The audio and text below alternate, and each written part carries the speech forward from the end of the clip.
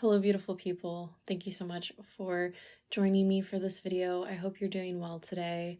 My name is Liz, and I hope that you get something out of this video in exchange for sharing your time with me. So in the last year, maybe the last couple years, but especially the last year, I have made it my mission to embody love in whatever ways I can. And I don't always succeed. I am a human, I have my flaws, and I can be judgmental and unkind sometimes. But I've realized that the more that I've tried to embody love, the more things seem to go right in my life. I personally believe that this is one of the core elements to the law of attraction.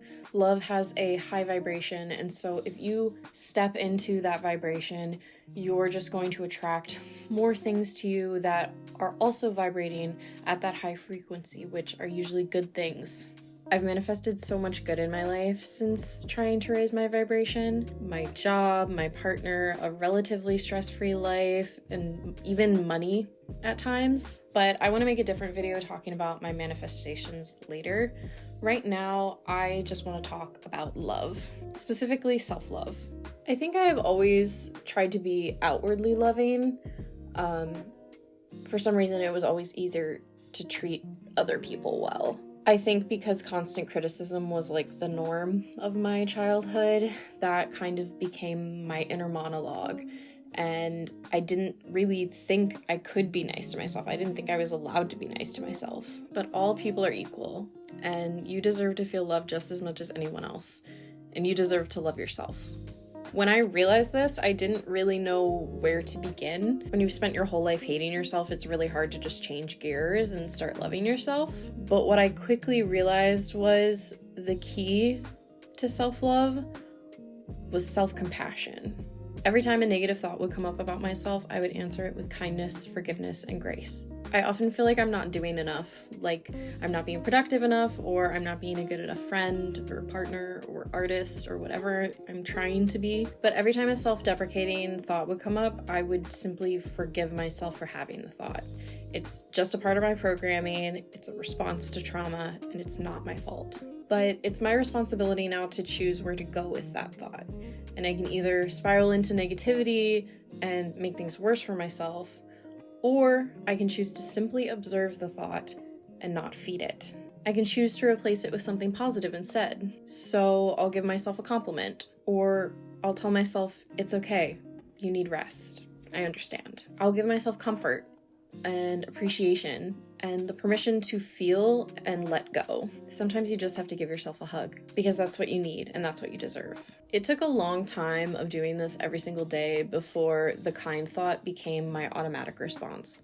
But self-love is honestly like a skill that you can grow with daily practice. I'm still working on it, but I know that growth is an eternal process, and I'm so much happier than I was just a year ago, so I know that it's working. If you're using any kind of self-deprecating language, I want you to stop.